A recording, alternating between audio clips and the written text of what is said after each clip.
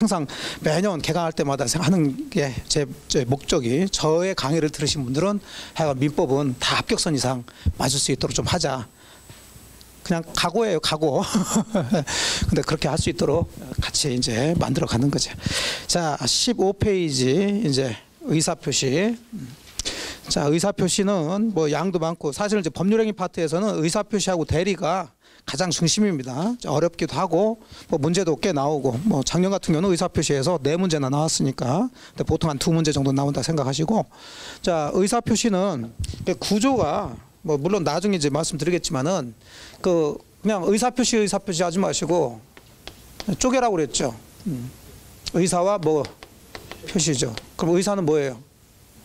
생각이죠. 해석을 하시면 표시하면 당연히 외부에 나타내는 거고, 그럼 이 생각은 어떤 생각이냐를 한번 보시라고. 그러니까 그런 거 시험 문제 내지 않지만은 우리가 공부를 하시면서 항상 그 뜻을 보시면서 들어가셔야 되니까, 해석을. 자, 사람은 생각해야 안 해요? 하죠. 근데 모든 생각을 다 의사표시에서의 의사라고 하지 않죠. 그러니까 어떤 생각, 어떤 의사를 의사라고 하나요? 의사표시의 의사라고 하나요? 어떤 생각? 안 물어볼 줄 알았지. 그럼 의사표시는 뭘 구성해요? 법률행위를 구성해요. 그럼 법률행위는 원인이에요, 결과예요? 원인. 그러면 그 결과를 발생시키려는 생각이겠지. 그럼 결과는 항상 뭐? 권리변동. 그래, 항상 민법의 끝은 권리변동, 권리의무라니까요. 예. 그걸 기억하시면서, 그러니까 맨 물어보는 게 누가 권리를 가지고 있냐 안 가지고 있냐, 누가 의무를 지냐 안 지냐, 이걸 물어보는 거예요. 왜? 계속 얘기하지만 권리 의무는 보여 안 보여? 안 보이는데 누군가는 권리를 가지고 있다고 그러고 누군가는 의무를 지고 있다고 그러는데, 그럼 알 수가 없으니까 요 법적으로 딱 틀을 만들어 가지고 이 틀에 맞으면 누군가는 권리를 가지고 의무, 이걸 우리가 배우시는 거라니까. 그러니까 그걸 자꾸 물어보는 거예요. 그러니까 직접적으로 누가 권리가 아니라 누가 뭘 할 수 있는가, 그 사람은 그럴 권리를 가지고 있으면 할 수 있는 거고, 권리도 없는데 할 수 있다 그러면 그건 틀린 점이 되는 거고. 민법의 문제들이 그런 거예요. 이해되셨죠? 네, 그래서 항상 그런 생각을 가시면서 가시라고. 자, 그러면 결국 권리 변동을 일으키려는, 법률 효과를 일으키려는 생각이 있다. 즉 자기가 쉽게 해서 저 아파트의 소유권을 취득하려는 생각이 있으면 그걸 외부에 뭐 하는 거예요? 표시해서. 표시하려면은 가만히 있어야 돼, 행위를 해야 돼. 그게 법률 행위라고요. 외부에 표시를 해야 되니까. 그러니까 아무것도 아닌데 말을 그렇게 만드는 거라니까. 그럼 그 중에 법률 행위를 구성하는 가장 중요한 의사 표시를 배우시겠다, 그런 얘기죠. 그러면 의사 표시는 제가 설명드릴 것은 이제 나중에 나올 때 이제 설명드릴게요. 자, 의사 표시는 정상이 돼야지만 그 법률 행위가 유효가 돼서 자기가 생각하고 있는 권리 변동이 일어난다는 얘기죠. 예, 근데 우리는 정상, 비정상. 그래서 비정상인 법률 행위를 먼저 보셔야 되는데 16페이지 들어갑니다. 그 해석은 좀 지금 볼 건 아니고요. 자, 비정상적인 의사 표시는 거기 도표가 나와 있으니까 여러분 쓸 필요도 없고, 이런 거 이제 PPT에서 하면 이제 저는 간단하죠. 누르면 되니까. 근데 뭐 한번 여러분들은 공부하실 때 조금 귀찮아야 돼요. 연습장에 한번 써보시고 자꾸 하셔야지. 눈으로만 보시면은 그게 남아있지 않습니다. 자, 비정상적인 의사표시는 크게 둘로 나누죠. 의사 표시가 뭐한 부분하고 불일치한 부분하고, 그 다음에 하자가 있는 부분으로 나누고. 자, 불일치한 부분도 셋으로 나눠져서, 자, 비진의 표시라는 게 있죠. 진이 아닌 의사표시. 그 다음 상대방하고 짜고 하는 거 통정 허위 표시. 자, 불일치인지 요것들은 지들이 아는데, 의사표시 한 사람이 불일치, 자기 생각하고 표시하는 게 일치하지 않는 걸 알면서 하는 건데 모르면서 하는 것을 우리가 착오라고 그러죠. 자, 하자 있는 의사표시는 두 가지, 사기하고 강박에 의한 의사표시다. 그래서 비, 통, 착, 사, 강 주로 이제 이렇게 얘기합니다. 그래서 물론 이제 이런 것들을 하나씩 배우시는 건데, 일단 이런 구조를 먼저 잡고 들어가시면, 사기 강박하고 이 부분은 같은 얘기예요, 다른 얘기예요? 다른 얘기죠. 둘 다 비정상이란 동네에 있지만은, 둘 다 부천에 있지만은 얘들은 원미구에 있고 얘들은 뭐 소사구에 있고 이렇게 들어가는 거예요. 자꾸 이렇게 구별을 하시라고. 그러니까 강박 얘기 나오면 비진의 표시가 될 일이 없고, 강박 얘기 나왔는데 아까처럼 반사회적 행위가 될 일이 없다는 얘기예요. 그래서 이쪽을 배우시면 그건 외우지 않더라도 당연히 분류가 되는 거예요, 이것은. 근데 강박에 의해서 어쩌고 저쩌고 하는데 비진의 표시에 해당된다, 그런 얘기 나오면 그런 문장은 틀린 문장이 되는 거지. 그 뭐 이해하기도 뭐하고 할 것도 없어요. 이해되셨죠? 네, 그런 식으로 공부를 하시라고요. 자, 그러면서 이제 요거 얘기를 이제 하나씩 보시면 돼요. 자, 그러면 이제 하나씩 보시기 전에 요것들은 비정상적 의사표시니까, 자, 효과가 뭐 다 이제 그런 설명을 할 텐데, 비진입 표시는 둘로 나눠지죠. 유일 때도 있고 무효일 때도 있고요.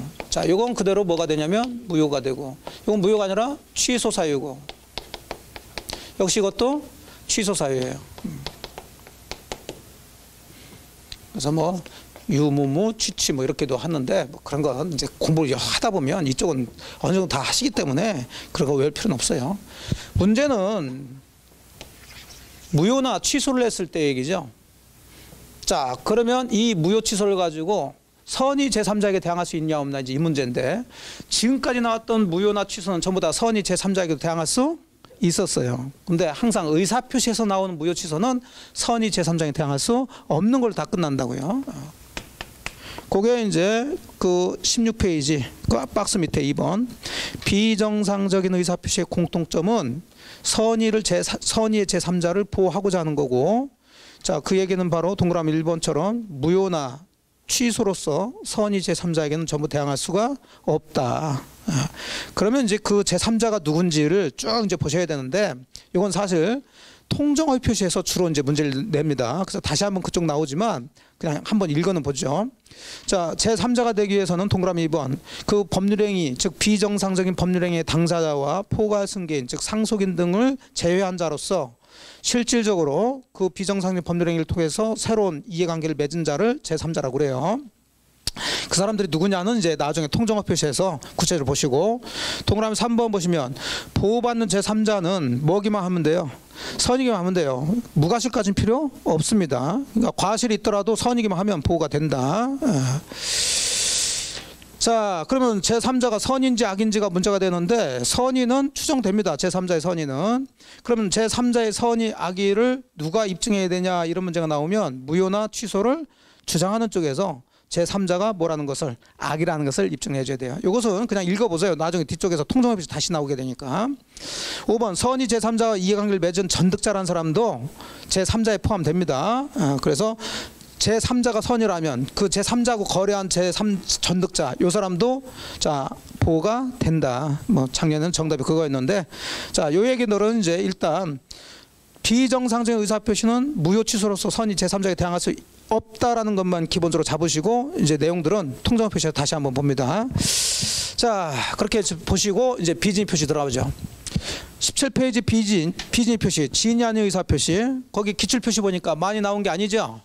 예, 그러니까 이쪽에서는 너무 많이 치중하지 마시라는 거예요. 그냥 가볍게만 보고 넘어가도록 하겠어요. 물론 나올 수는 있어요. 나올 수는 있지만은 나중에 보시면 돼. 자, 지인이 아닌 의사 표시는 말 그대로 자기의 진짜 뭐가 아닌, 의사가 아닌 표시를 했다는 얘기죠. 그래서 이걸 진이 아닌 의사 표시라고 그러죠. 그래서 아닌을 한자로 하니까 뭐예요? 진이 표시, 이렇게 이제 연결한 거죠. 말을 그렇게 만든 거니까. 그러면 이제 단어 가지고는 얘기를 했어요. 그럼 결국은 자기 생각이 아닌 걸 표시했다는 얘기니까 한마디로 뭐 한 거예요? 거짓말한 거죠. 거짓말하면서 계약을 한 거예요. 제가 여러분들한테 제 아파트를 줄 생각도 없는데, 자, 합격하면 드리겠다, 이렇게 했단 말이에요. 받겠지 여러분들이. 그래서 죽으라고 이제 공부했겠지. 공부해서 합격했어. 저한테 자 아파트 이제 달라고 합니다. 자, 그랬을 때 제가 뭐라고 그래요? 사실 줄 생각이 없었어요. 뭐예요? 진이 아닌 의사표시로 계약을 한 거죠. 또는 제가 아파트 10억짜리인데 뭐 5억에 팔 생각이 없으면서도 여러분한테 5억에 팔겠다, 이런 식으로 해서 계약이 됐을 때, 자, 그때 이제 어떻게 처리할 것이냐, 그 문제예요. 자, 진이 아닌 의사표시는 이해되셨죠? 예, 그럼 결과를 봐야 되죠. 그러면 법적으로 따지면 진이 아닌 의사표시는 의사와 표시가 일치 불일치니까 이건 무효가 돼야 돼요. 근데 이걸 무효로 만들면은 온 세상 거래가 될 수가 없겠지. 제가 여러분한테 정말 10억짜리를 8억에 팔아놓고 나중에 여러분이 소유권 이전해달라고 그러면은 제가 뭐라고 그래? 저는 8억에 팔 생각이 없었어요. 그래서 이 계약은 무효니까 빨리 돌려주세요. 또는 소유권 이전 안 해줄 겁니다. 이래버리면 거래가 되겠어요, 안 되겠어요? 안 되지. 그리고 현실적으로 그건 거짓말로 거래한 사람들이죠. 그럼 여러분이 생각할 때 거짓말로 거래한 사람을 보호해야 되겠어요? 그걸 믿고 거래한 사람을 보호해야 되겠어요? 믿고 거래한 사람. 따라서 거짓말한 사람은 보호할 필요가 없기 때문에 거짓말한 대로 효과를 인정해 준단 말이에요. 제가 여러분한테 5억에 10억짜리를 5억에 팔 생각도 없으면서 5억에 판다고 해서 여러분이 5억에 샀어요. 그럼 이 매매 계약은 유효다 무효다?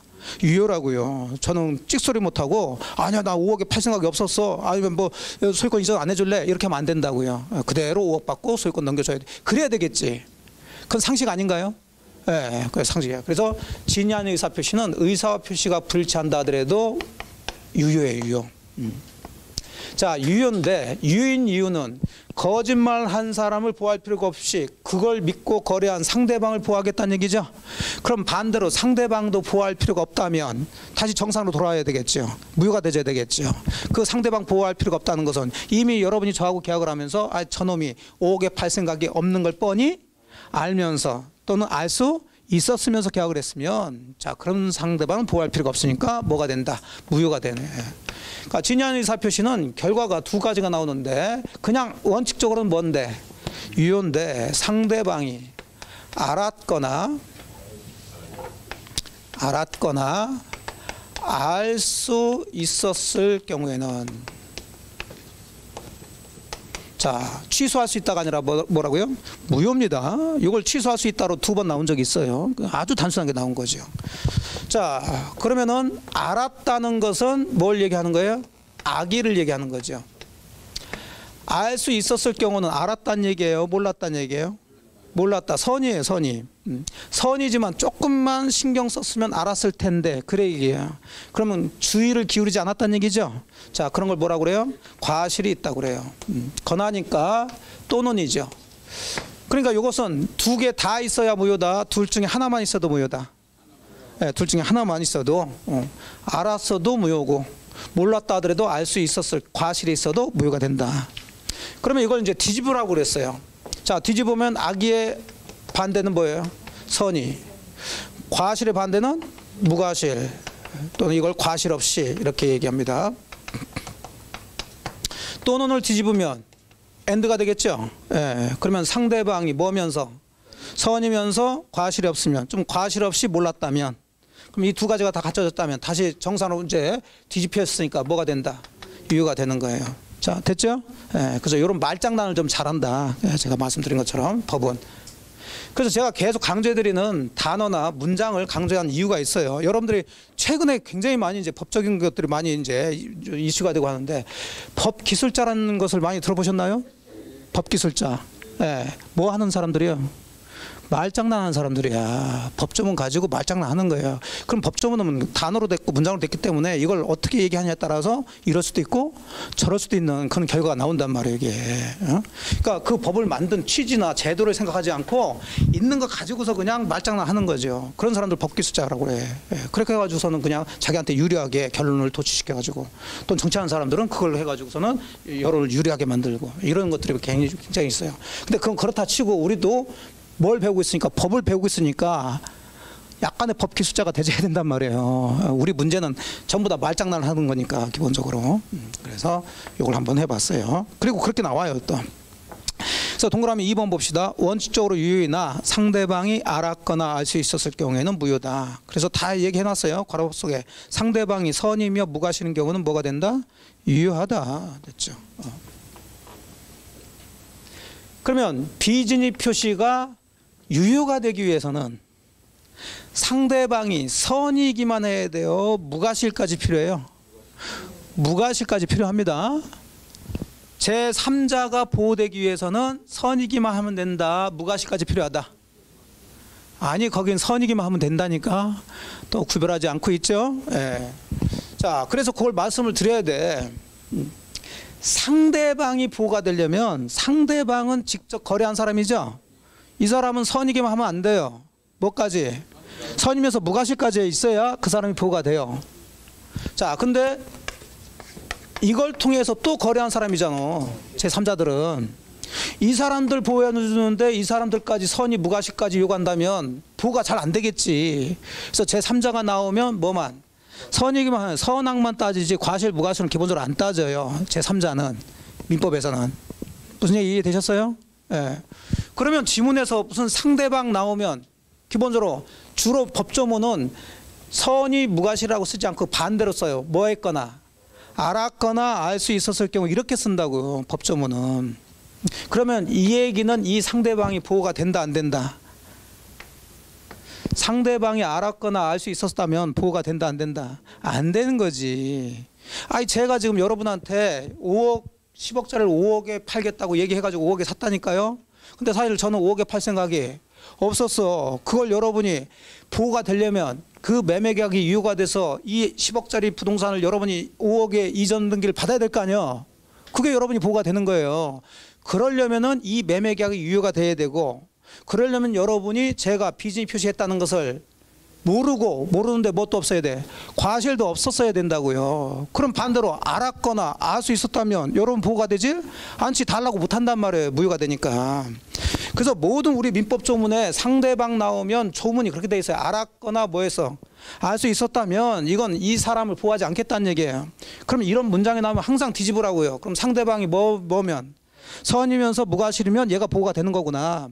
요게 여러 군데서 나와요, 이게. 그러니까 그 구조는 그냥 아예 기계처럼 잡고 들어가시면 돼요. 자, 미리 말씀드릴게요.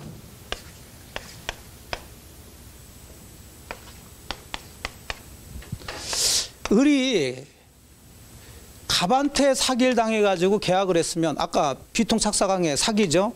이 계약을 뭐 할 수 있어요?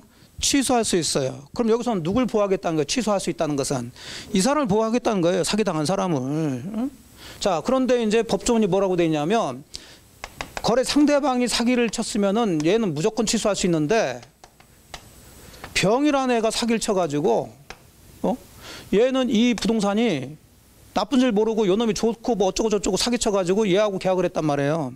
어쨌든 얘는 사기당해서 쓸데없는 땅을 샀죠. 그럼 이 사람이 보호되려면 이 계약을 뭐 해야 돼? 취소를 해줘야죠. 취소할 수 있어야 될 거 아니에요. 예. 근데 지금 보니까 얘는 지가 직접 사기쳤어요? 사기치진 않았어요. 사기 안 했지. 그럼 얘가 이제 거래 상대방이 되는 거예요. 이해되셨나요? 그러면 얘가 이제 얘하고 이 사람의 이해관계가 이제 충돌이 된다고. 얘는 뭐 하려고 그러고? 취소하려고 그러고. 얘는 취소를 안 시키려고 그러겠죠. 그럼 취소가 안 된다면 얘가 보호되는 거고, 취소가 된다면 얘가 보호되는 거예요. 항상 민법은 이렇게 개인과 개인 사이의 이해관계를 잡아가지고 누굴 보호해주냐 이걸 따지는 거지요. 근데 사기를 거래한 상대방이 사기를 쳤어요? 제3자가 사기 쳤어요? 자, 그랬으면 얘가 이걸 취소를 하려면, 자, 취소를 한다는 것은 이 사람이 보호되고 상대방 보호가 되지 않는다는 얘기죠. 이해됐어요? 네. 그러면 반대로 이제 제가 설명한 대로 할게요. 반대로 상대방이 보호가 되려면 이 사람은 사기당했다 하더라도 취소를 할 수가 없어야 되겠지. 그러면 상대방이 보호되려면, 자, 요 사람이 제3자한테 사기당했다는 것을 알았어야 돼, 몰랐어야 돼? 몰랐어야 돼. 모르기만 해서는 안 되고 뭐가 있어야 돼? 무과실 이렇게 되는 거예요. 그렇죠? 근데 법조문은 이렇게 안 써져 있다고. 법조문은 이거에 반대로 써져 있어요. 상대방이 을이 제3자에게 사기당했다는 것을 뭐 했거나 알았거나 뭐 했다면, 알 수 있었다면 그러면 얘는 보호되지 않는다는 얘기니까 이제 얘는 뭐 할 수 있다? 취소. 이렇게 돼 있다고요. 법조문이. 그러니까 제가 여러분들이 보고 이 문장을 가지고 그대로 보지 마시고 반대로 뒤집는 연습을 자꾸 하시라니까. 법기술자들이 그런 거 하는 거예요. 이걸 있는 그대로를 얘기하지 않고 뒤집어서 얘기하고 하니까 사람들이 들을 때는 그런 거 같고 그래 이게. 그 여러분들이 약간의 법기술자가 되시는 거야. 그래서 말장난 잘하셔야 돼. 그러니까 법조문을 그대로 읽어서 이걸 외웠다가 뭐 이렇게 나오면 이게 뭔지 잘 이게 해석을 잘 못하셔가지고 틀리신 분들 물론 하나 예를 듣는데 이런 구조예요. 맨날 이게 우리 민법은.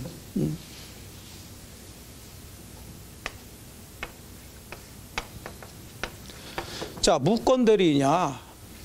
본인이 추인을 하지 않아. 그럼 이 상대방은, 자, 얘한테 책임을 추궁할 수 있죠? 그렇죠? 근데 책임을 추궁하려면은, 책임을 추궁한다는 것은 무권 대리인이 상대방한테 책임을 져야 된다는 얘기가 되는 거죠. 그 얘기를 한다는 것은 이 상대방을 모아해 주겠다는 거예요.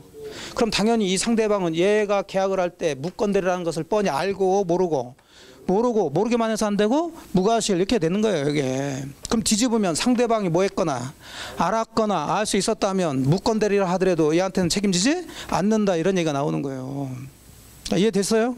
예. 그럼 문장의 구조를 잘 이해하시면서 그냥 문장 그런 거 있으면 뒤집자 이렇게 생각하시라고요. 예. 자, 그래 보시고 입증 책임은 잘 나오지 않으니까 항상 이쪽은 결과 무효를 주장하는 자가 입증 책임진다, 이렇게 생각하세요. 자, 3번 다 얘기했죠. 비진의 표시 무효로서 선의 제3장에 대항하지 못한다 했고, 자, 4번에서 이제 진의하는 의사 표시에서 요 진의가 무슨 뜻이냐 그런 얘기죠. 이것도 종종 이제 지문이 나오긴 하는데, 근데 여기 이미 써 있네요. 자, 진의는 진짜 뭘 얘기하는 거예요? 의사. 뭐 여기 표시를 더 집어넣어도 되지. 그러면 진이란 단어를 설명 제대로 하기 위해서는 무슨 단어가 들어가야 될까? 의사표시란 단어가 들어가야 되겠죠. 그러면 둘 중에 하나로 들어가. 책 보지 마시라니까 그냥 단어만 보면 돼요. 진이란 해놓고 이렇게 설명합니다. 자, 진이란 표의자가 진정으로 바라는 사항, 원하는 사항, 이걸 얘기하는 거냐? 표의자가 특정의 의사 표시를 하고자 하는 생각을 말하는 거냐? 둘 가지고서 지문 만들어내는 거예요. 뭔 얘기인지 모르겠지만 진이란 위에 거 밑에 거, 위에 걸 얘기할까 밑에 걸 얘기할까? 답이 보이지 않나요? 진이가 뭐라고 그랬어? 진짜 의사. 그럼 뭐가 나와야 돼? 의사표시자가 나와야 정확하게 설명을 한다니까요. 그럼 의사표시를 찾아야지. 여기서 이게 무슨 뜻이냐를 알려고 하시면 그거 안 된다니까. 근데 우리 공부하시는 분들이 민법을 알려고 그래요. 여러분들이 1년 내 민법을 아는 것은 원시적 불능이다. 원시적 불능 아시죠? 예. 처음부터 안 돼. 그걸 인정하고 공부를 하셔야 돼. 제가 매번 얘기하지만은 여러분들이 법을 뭐 전공하시면서 이렇게 오신 분들이 아니시기 때문에 6개 과목을 완벽하게 자기가 원하는 대로 만족하는 대로 내용을 알고서 시험장에 들어가겠다는 생각하지 마시라니까. 그러려면은 4년 가지고도 부족합니다, 이거. 민법만 하더라도 대학에서 4년 동안 배우는 거야, 이거. 근데 여러분들 주변에 민법 법대 나온 사람들 한번 얘기해 봐봐. 여러분들은 더 모를걸? 이게 쉬운 게 아니에요.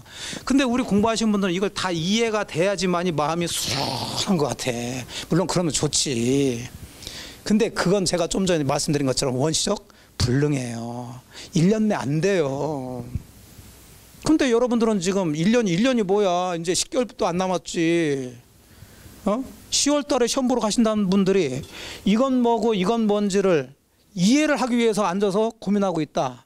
그건 시간 부족이니까, 그러니까 2년, 3년, 4년이 들어가는 거예요. 그냥 모르면 모르는 대로 골라내시라니까. 우리 시험은 5개 중에 답이 있어요, 없어요? 있다니까. 얼마나 좋은 시험이야. 보여요, 안 보여요? 보이지? 보이는데 찾지를 못하는 거야.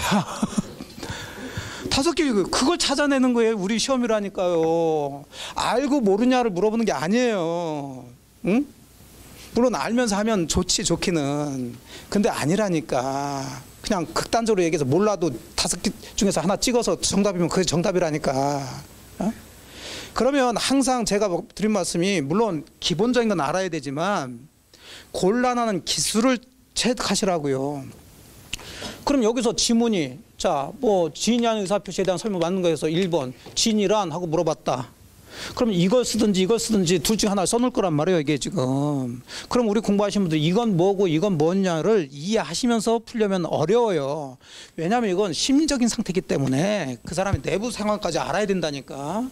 그러니까 굉장히 어려운 얘기가 되는데 그걸 이해하려고 하지 마시고, 우리는 써주니까 이 중에서 대입을 시키란 말이에요. 그럼 진이는 진짜 뭐라고 그랬으니까? 의사표시라고 그랬으니까 의사표시라는 단어로 설명하는 곳이 맞구나. 그럼 둘 중에 의사표시가 들어가는 게 이쪽 아니요? 그럼 가차없이 이쪽을 찍고서 나와야지. 여기서 고민할 이유가 없지. 그래서 아까 궁박도 누굴 찾으라고? 본인 찾으면 되는 거야, 이거. 왜 그러냐를 따지는 게 아니라니까. 됐어요?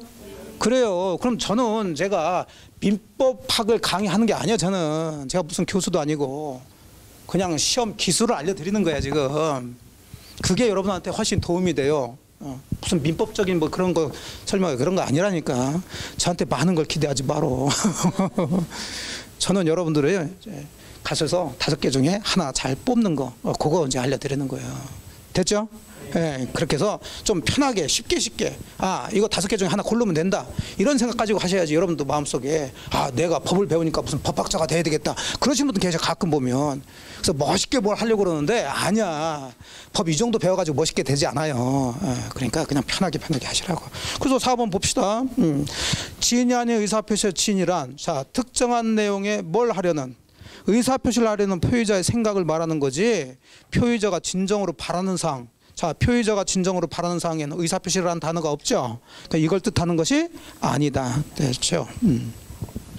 그럼 결국은 이제 그걸 가지고 어떤 게 진의하는 의사표시에 해당되냐 안 되냐 이게 이제 가끔 질문이 나오는데, 자, 비진의 표시에 해당되는 것은 이미 여기서 다 써줘요. 자, 주로 이제 근로자들이 사직서 제출하는 판례들인데 거기 보니까 괄호 1번 보니, 자, 물의를 일으킨 사립대학교 조교수가 자 뭐가 없으면서 사직의사 없으면서 어쨌든 간에 사직서를 냈죠. 그럼 이게 지인이 아닌 의사표시라고 써있고 있지.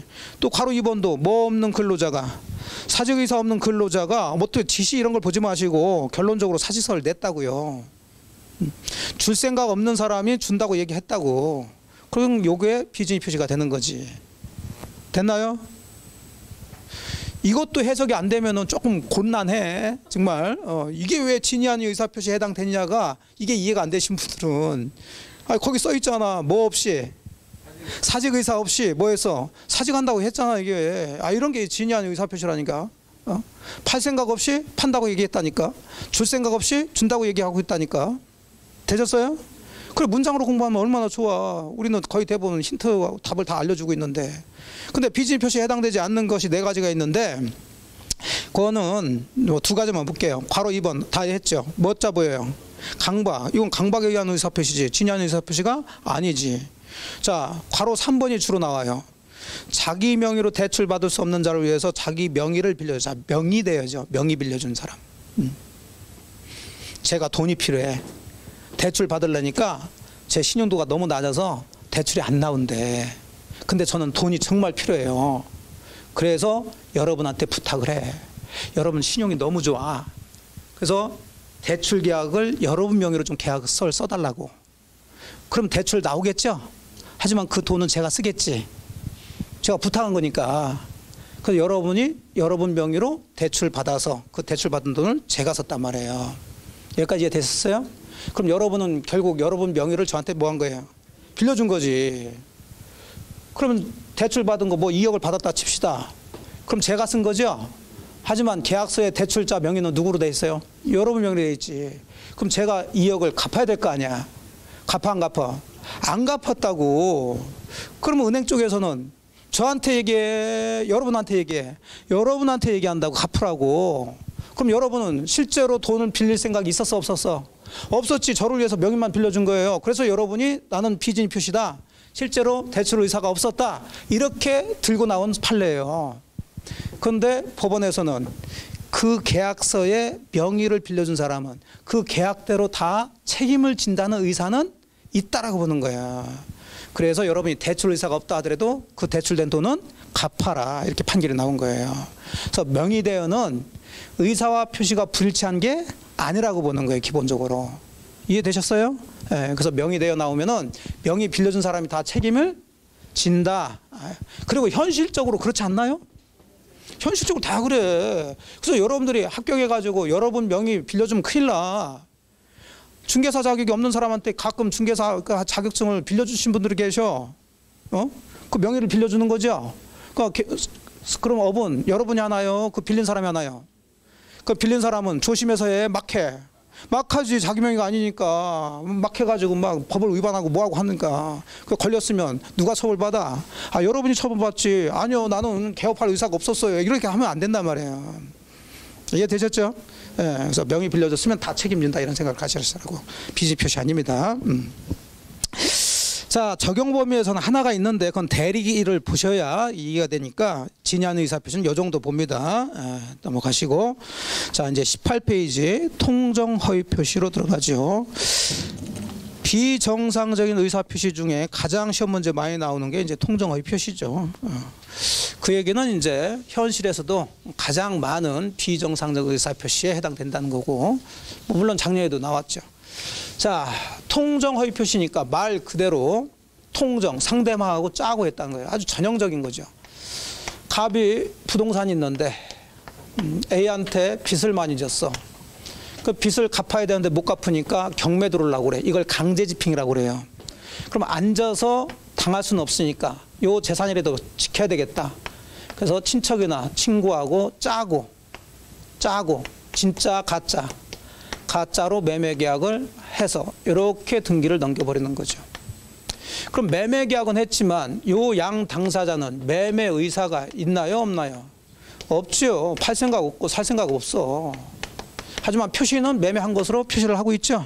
예, 그래서 의사와 표시가 불일치한데 이건 한쪽만 한 게 아니라 상대방도 불일치하면서 불일치한 걸 알기만 한 게 아니라 둘이 뭐해서 짜는 것을 뭐라 한다? 합의하에 이렇게 얘기해요. 그래서 통정허위 표시는 합의 또는 양의 자가 나와야 돼. 문제에서 짜고 이런 식으로 이 저렴한 언어는 안 써요. 법은. 예. 뭐라고 써요? 합의, 양의 이러면 통정허위 표시란 얘기예요. 다른 말은 이제 가짜의 행위다 해서 가장행위 또는 가장매매라고 그래요. 자, 의미는 이해되셨죠? 현실에서 이런 거 많이 나온단 말이에요. 제가 몇 번씩 전에도 얘기했지만은. 예. 자, 그러면 이런 매매 계약을 해서 등기까지 했는데, 그러면 결과가 어떻게 되냐 그 얘기인데, 자, 이것은 둘 다 의사와 표시가 불일치하면서 짜고 했으니까 유효가 될 여지가 없지, 당사자끼리는. 그러니까 무효예요, 당사자끼리는. 언제나 무효입니다, 당사자끼리는. 자, 그럼 무효라면 그대로 들어가시면 돼요. 자, 무효라면 권리 의무가 있어요, 없어요? 없으니까 서로 권리를 행사하거나 의무를 이행할 필요가 없죠. 즉 얘는 대금 줄 이유가 없어. 얘도 소유권 이전 등기 해줄 이유가 없는데 해줬단 말이에요. 그럼 당연히 이 사람은 다시 그 등기 말소해달라고 하면서 찾아올 수가 있어, 없어? 자, 요건 반사회적 행위예요, 아니에요? 아니지. 무효인데 줬을 때 돌려받을 수 없는 것은 딱 한 군데밖에 없다니까요. 뭐 반사회적 행위로 불법 원인급여가 냈을 때 그럼 그 나머지 무효는 다 돌려받을 수 있다. 구별을 하셔야 된다니까. 구별을. 그냥 대충 있다 없다 이렇게 평면적으로 공부하시면 계속 무효가 계속 나오는데 어디서 어떤 무효인지를 몰라요. 이제 하나를 배우실 때는 아는 것 같은데 이 종류가 여러 가지 있다 보니까 이제 이 내용들이 다 달라진다니까. 그러면 정리하려면은 하나하나 정리하지 마시고 묶으라고 그랬잖아요. 묶고. 많은 쪽을 버리시고 적은 쪽을 잡으시라니까. 자, 무효 취소는 선의 제3자에게 대항할 수 있냐 없냐. 자, 둘로 나눠야죠. 그러면 다 개별적으로 선의 제3자에게 대항할 수 있다 없다 이렇게 쭉 배운단 말이에요. 이런 식으로 하면은 헷갈릴 수밖에 없지. 아예 그냥 한쪽으로 많은 것은 몰아놓고 적은 쪽이나 특이한 것을 잡으시라고. 그럼 몰아넣는 것은 선의 제3자에게 대항할 수 있다 없다를 얘기할 때 몰아넣는 거, 기억할 필요가 없는 것은 선의 제3자에게 대항할 수 있는 쪽이야. 다 있어. 없는 쪽은 어디서 나온 거? 의사표시. 그럼 비통 착상에서 선의 제3자 나오면 다 대항할 수 없다. 그럼 그게 아닌 것들은 있다라고 다 잡으셔야지. 이렇게 정리를 해놓으셔야지. 그런 공부를 해야 가서 문제를 풀지. 하나씩 있다 없다 여기는 있다 없다 그러면 볼 때는 아는 것 같지. 근데 계속 얘기지만 우리 머리가 이렇게 컴퓨터처럼 딱 기억나지 않아요. 그냥 가서 보면 이때 있는지 없는지 이렇게 한다니까. 그럼 여기도 마찬가지. 무효라면 줄 필요가 없는데 줬어. 그럼 돌려받을 수 있냐 없냐 그 얘기죠. 그러면 많은 쪽이 돌려받을 수 있는 쪽이에요 없는 쪽이에요? 있다니까. 당연한 얘기지. 그러면 있다는 생각할 필요도 없어요. 무효면 줬으면 다 돌려받아야 돼. 딱 하나만 돌려받을 수 없다니까. 아까 보셨던 뭐예요? 반사회적 행위. 그걸 불법 원인급여라고 그래. 그래서 이 통정허위 표시가 반사회적 행위 아니에요. 아니니까 돌려받을 수 있다라고 해야지. 그리고 이걸 알게 되면 아까 이게 가장매매, 허위로 매매한 거지만 얘들이 사실은 제가 아까 설명한 것처럼 이게 가짜로 매매해서 을 아무리 믿는다 하더라도 등기를 이렇게 넘겨주고 그런 경우는 현실적으로는 거의 없다니까. 요 놈이 그냥 이거 가지고 뭐라고 어떻게 할 줄 모르니까. 그래서 아까 얘기한 것처럼 짜고 돈을 빌린 것처럼 짜고 여기다가 뭐 설정한다고요? 근저당권, 허위의 근저당권 설정한다니까. 그럼 그것도 통정허위 표시가 되는 거죠. 그래서 그건 반사적 행위가 아닌 거라고. 아까 다 얘기했잖아요. 그래서 10분을 안 세야 돼. 10분을. 자, 12페이지 보세요. 우리가 문제도 풀었잖아. 굉장히 자주 나오는 지문이에요. 판례. 반사적 행위에 해당되지 않는 경우에서 동그라미 6번을 보니까 강제집행을 면할 목적으로 부동산의 허위의 근저당권 설정 등 경려한 경우 이렇게 나왔죠. 예, 그거 하면서 제가 이거 설명 한번 해드렸어. 그러니까 이건 공부를 하신 분들은 이건 외울 이유가 없다는 얘기예요. 무효는 무효인데 왜 무효가 되는 거예요? 통정 허위 표시를 해서 무효가 되는 거지 이게 반사회적 행위가 무효가 되는 게 아니라니까. 그러면 반사회적 행위하고 통정 허위 표시는 같은 쪽에 있는 거예요? 다른 동네에 있는 거예요? 다른 동네에 있는데 이게 이거다라고 그러면 안 되지. 그냥 그렇게 공부를 하신 분들은 이건 외울 이유도 없이 이건 이쪽에 들어가고 이건 이쪽에 들어갔으니까 이건 다르구나 이렇게 들어가시면 외울 이유가 없는데 이거 외우고 저거 외우고 하다 보니까 아예 외울 게 한두 가지게 들어가지 이걸 어떻게 다 외우려고 그래. 그러니까 외울 때는 외우는 것 같지만은 시험 볼 때는 항상 헷갈리는 거예요. 항상. 그래서 체계를 먼저 크게 잡으시라니까. 법 공부는 체계 잡는 게 제일 좋아요. 이 동네에서 하는 얘기, 이 동네에서 하는 얘기 따로따로 잡으시라. 되셨어요? 네. 그래서 몇 번씩 얘기지만 법은 조금 정리를 잘 하신 분들이 잘해요. 자, 그래서 당사자끼리는 별 문제는 없다고요. 그래서 언제나 무효고 이행할 필요가 없는데 이행을 했다. 그럼 이건 반사적 행위 불법 원인 급여가 아니니까 다시 돌려달라고 할 수 있다. 그래서 얘가 돌려줬으면 그걸로 끝나면 되는 거예요. 자, 근데 문제가 생기는 거죠. 요 놈이 말 그대로 지명의로 뭐가 돼 있어? 등기가 돼 있어요. 얘 소유자예요, 아니에요? 아니죠. 매매가 유효가 돼야 이게 소유권이 넘어오는데 매매 자체가 무효니까 등기만 했다고 해서 소유자 아니야. 근데 지가 소유자인 척 다른 사람하고 거래를 해가지고 팔아서 넘기거나 아니면 돈 빌리고 저당권 설정하거나 이럴 수가 있다는 거죠. 이건 진짜 한 거예요, 안 한 거예요? 이건 진짜 한 거지. 그랬을 때 이쪽에서는 돌려받을 수 있다고 그랬는데 자, 얘 명의로 등기가 돼 있으면 금방 뭐 등기 말소해가지고 돌려받을 수 있지만 이제 이쪽으로 갔을 거 아니에요. 그럼 얘 명의가 등기가 말소가 돼야 돌려받는 거 아니에요, 지금. 그럼 얘는 이제 을과의 매매 계약이 뭐라는 걸 주장하면서 무효를 주장하면서 요 등기 말소해달라고 하겠지. 그럴 때 얘가 뭐라면 선이라면 이 무효를 가지고 주장 대항할 수 없다. 그래서 제3자 선이 대항할 수 있냐 없냐면 의사표시에서는 다 그렇게 나온단 말이에요. 자, 그러면 이제 구체적으로 요 제3자가 어떤 사람이 되느냐 이제 요걸 이제 구체적으로 여기서 따져보란 얘기예요. 자, 18페이지 2번 봅니다. 목차 2번 통정허위 표시 효과.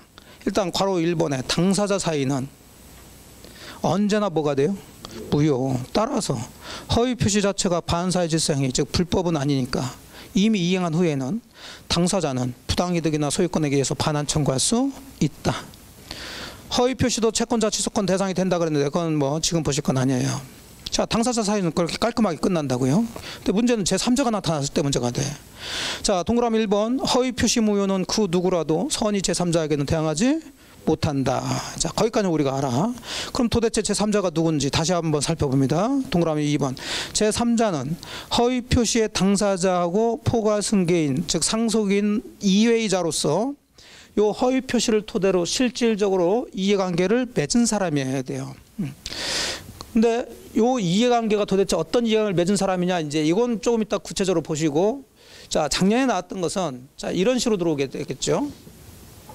그러면 요 사람은 지금 이 허위 표시를 토대로 해서 직접 이해관계를 맺었죠. 네, 그래서 요 사람 명의로 등기가 됐는데 아직 얘가 무효 주장하면서 돌려달라고 하기 전에 얘는 정상적으로 샀으니까 자, 직거래인 줄 알고 또 정한테 팔아서 이렇게 이전 등기를 했단 말이에요. 그럼 이 사람은 요 통정허위 표시를 토대로 해서 직접 거래한 사람은 아니고 거래한 사람을 통해서 또 거래한 사람이죠. 예. 그럼 항상 또 한 번 그러면 무슨 자를 쓴다고요? 전. 그래서 이 사람도 등기를 취득한 사람인데 요 사람으로부터 또 취득한 사람이니까 뭐라고 그래? 전득자 이렇게 표현한다고요. 자, 이해되셨죠? 예. 그러면 얘의 등기를 말소시켜야 이렇게 해서 찾아가는 거 아니야? 그럼 당연히 얘도 이 무효를 가지고 얘한테 대항할 수 있는가 없는가 이 문제가 되겠죠? 자, 그럼 얘도 여기서 말하는 제3자에 해당되냐 안 되냐 이 문제예요. 자, 얘는 직접적으로 이 통정어표시를 통해서 직접 이해관계를 맺었지는 않지만 이해관계를 맺은 사람도 또 이해관계를 맺은 사람이죠. 그래서 이 사람도 뭐가 되는 거예요? 제3자로 인정해줘요. 그래서 만일에 요 앞에 있는 사람이 뭐라면 선이라면 자, 이미 그러면 얘는 반대로 소유권 취득한 사람이죠. 그러면 얘는 선악을 따져 안 따져? 안 따져 무조건 소유권 취득하는 거예요. 근데 만일에 얘가 뭐라면 악이라면 자, 얘도 선이 이제 제3자니까 얘가 뭐일 때 선일 때 보호되지 악일 때는 보호되지 않는 거예요. 뭐 그 구조로 들어가시면 돼요. 자, 그 설명을 이제 하고 있으니까 여기에서 제3자는 허위 표시 당사자와 직접 법률상 이해관계를 가진 자 외에도 그 법률상 이해관계를 바탕으로 해서 다시 새로이 법률상 이해관계를 가진 자, 즉 다른 말로 무슨 자? 전득자도 포함된다. 따라서 허위 표시의 당사자와 직접 이해관계를 가진 자가 자, 얘죠. 얘가 뭐라도 악이라도 전득자가 뭐라면 선이라면 전득자는 선이 제3자로 보호받는다. 자, 3번 그러면 제3자는 보호되기 위해서 무과실까지 필요하냐 그 얘기예요. 무과실까지 필요한 것은 제3자예요, 상대방이에요. 상대방이 보호하기 위해서. 제3자는 무과실까지는 요건이 아니다. 선이기만 하면 된다. 자, 누가 입증 책임지는가 그 문제죠. 자, 이제 정까지 나왔으니까 골치가 아팠어. 그러니까 정은 지우고 이렇게 들어왔을 때 그럼 갑은 을과의 요 매매 계약이 허위 표시로 무효라고 주장하면서 병 보고 네 등기 말소해달라 이렇게 주장하겠죠. 하지만 요 사람은 등기 말소해준다 안 해준다? 안 해줘. 내가 니들의 매매 계약이 무효인지 뭔지 어찌 아니? 난 모르고 난 얘가 진짜 소유자인 줄 알고 사서 이전 등기 받았으니까 내 거니까 등기 말소 못 해주겠다. 자, 이렇게 들어가면 서로의 주장이 다르니까 이제 소송 들어가겠지. 그러면 결국 갑과 병의 소송의 결과는 이 제3자의 병의 선이냐 악이냐에 따라서 소송 결과가 달라진단 말이에요. 그럼 얘가 선인지 악인지를 누군가 증명해줘야 되겠죠. 만일에 선이라면 얘가 보호되는 거고 악이라면 이쪽이 보호되는 거죠. 그러면 원칙대로 한다면 사실은 지가 보호받으려면 지가 뭐라는 것을 선이라는 것을 입증을 해야 되네요.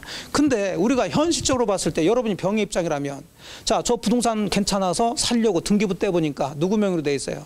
을 명의로 돼 있잖아요. 그리고 그 등기부에는 을이 갑으로부터 뭐 했다고? 매매해서 이전 등기했다고 써 있잖아요. 아, 그럼 당연히 이 매매가 뭔 줄 알아? 아, 유효인 줄 알지. 등기부에 이게 가짜 매매라고 써 있나요? 안 써 있지. 그러면 당연히 우리는 이 매매 계약이 유효인 줄 알고 거래하지. 무효인 걸 뻔히 알면서 거래한 사람 거의 없겠죠.